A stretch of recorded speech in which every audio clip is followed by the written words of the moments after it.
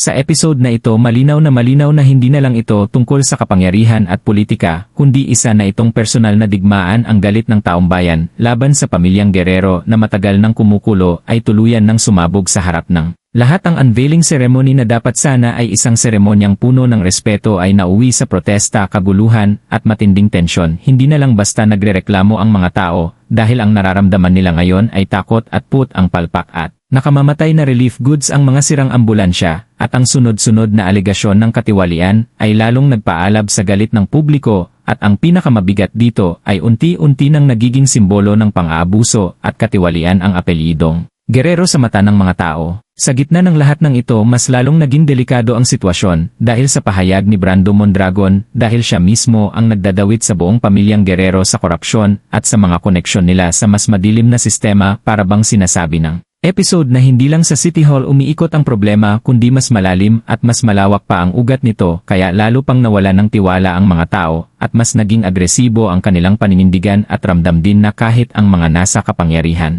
ay nagsisimula ng matakot. Ang Vice Mayor na humarap sa publiko ay halatang pressured at hindi buo ang loob ang biglaang pagkawala ni na Mayor Miguelito at Don Gustavo at ang dahilan nilang may mahalagang asikasuhin ay nagpapakita na maaaring hindi na nila kayang kontrolin ang sitwasyon. At dito papasok ang pinakamabigat na bahagi ng episode, ang usapin ng paghihiganti. Si Tanggol at ang kanyang pamilya ay nasa punto na ng kanilang buhay na ang laban ay hindi na simpleng pagtatanggol kundi total na pagganti. Sa isip nila pinatay ang kanilang ama kaya buhay ang katumbas nito, wala silang balak magtira kahit isa at ang plano nila ay diretsyo at mabagsik lusubin ang mansyon ng Guerrero. Sundan sila kahit saan at ibagsak sila sa City Hall. Ang mga linyang iyon ay malinaw na senyales na ang susunod na mga kabanata ay puno ng labanan, karahasan at matitinding paghaharap. Ngunit mas lalo pang naging masalimuot ang lahat dahil sa sitwasyon ni Erica. Ang kondisyon niya at ang pagbubuntis ay nagdadagdag ng emosyon at mas malalim na dahilan sa galit ng pamilya ang pag-aalala ni Santino at ang paulit-ulit na pagsasabing si Erica ang mahalaga ay nagpakita na hindi lang sila galit kundi natatakot din, at kapag ang takot ay sinabayan ng galit mas nagiging mapanganib ang mga desisyon. Mas ramdam ang urgency dahil sa hospital na pinupuntahan nila at sa panganib na maaaring mangyari sa babae. At sa sanggol sa ganitong sitwasyon ang paghihiganti ay lalong tumitindi at mas nagiging brutal ang magiging aksyon. Hindi rin dapat maliitin ang eksena ng rally dahil hindi iyon simpleng background lamang, iyon ay mensahe na ang taong bayan ay hindi na mananahimik, hindi na sila papayag na manatiling bulag at bingi ang mga nasa kapangyarihan. Ngunit kapag natatakot ang mga makapangyarihan mas nagiging marahas sila at doon natin naramdaman ang panganib sa episode